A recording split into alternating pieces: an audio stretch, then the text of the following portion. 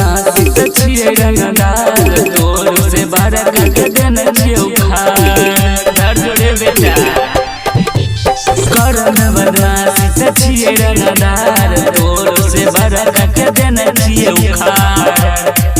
बेसी उड़बे त पंख काट लेबो बेसी उड़बे त पंख काट लेबो छोड़ा हम ही ऐसा हरसा के बेटा धरती के तोरे कर देबो छोड़ा हम ये मधेपुरा के बेटा धरती के तोरे कर देबो समझ रहे बेटा धरती के तोरे कर देबो। Music director Kanchan Raj Hajipur Vaishali. अरे करबे बदमाशी त कुछ ना सहै तो पीतल के छाड़ा सीधे भीतर जैतो समझ ले बेटा अरे करबे बदमाशी त कुछ ना सहै तो पीतल के छाड़ा सीधे भीतर जैतो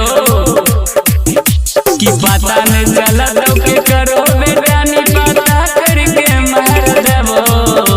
छोड़ा हम सीए सहरसा के बेटा धरती के तोरे गाड़ देबो छोड़ा हम सीए सुपौल के बेटा धरती के तोरे गाड़ देबो उखाड़ देबो धरती के तोरे गाड़ देबो। Music director Kanchan Raj Hajipur Vaishali.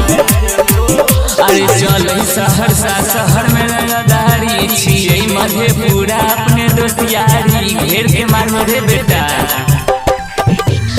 चल सहरसा शहर में रंगदारी छिए मधेपुरा अपने दोस्त यारी विकास बिहारी राखो बोली ललिता बोलो फाड़ देबो छोड़ा हम छिए सहरसा के बेटा धरती के तोरे गाड़ देबो छोड़ा हम छिए सुपौल के बेटा